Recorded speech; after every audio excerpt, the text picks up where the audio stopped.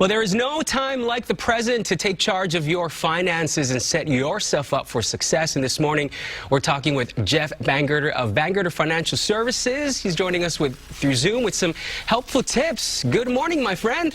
Good morning, Jordan. How are you doing today? We're doing very well. This is probably the weekend that folks who are a little last minute thinking all about money and finances. Taxes are due on Monday, and it's also Financial Literacy Month. Tell us what does that mean, and what's the message that you want people out there to know about financial? Well, I think we're seeing all this inflationary pressure and all this stuff, and I think if you have just some good basics down, like build a budget, right? If you look at your situation and you build out a budget, and it should be kind of a yearly, monthly, and even weekly budget so that you can see where you're spending your money. It should really include everything from rent or mortgage payments, utilities, any other loans that you have, and then you want to also factor in some fun, right? So you want to make sure that you've got shopping trips or travel or eating out built into that.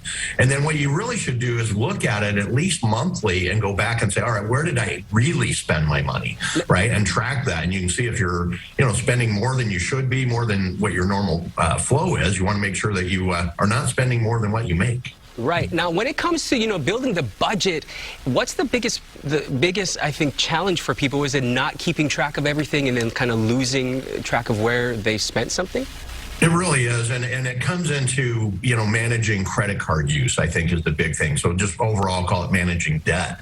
And so I think people, especially right now, gas prices are so high, you just start, well, I'm going to fill my tank. And, if you don't keep track of things, then you start to lose control of what your actual flow is. So you want to manage that debt. There are a couple of things that you might want to consider on debt if you have, significant or a handful of different debts that you need to pay off. There are two methods. The avalanche method says, well, you should attack the one with the highest interest rate first.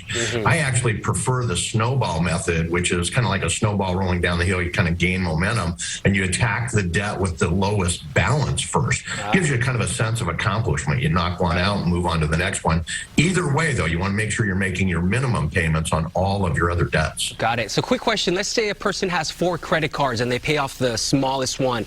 Do they apply what that minimum was to the next cards? Do you kind of keep a budget for how much you're spending or paying back the credit cards, or? Absolutely. So as you're doing the minimum on everything else, as soon as you knock one out, you want to go kind of double up on the next one, right? And just keep doing that. So once you get to that biggest one, right, everything you've been paying is just going toward that debt and knocking it out. Yes. And once you pay that debt, you need to invest in your future, right?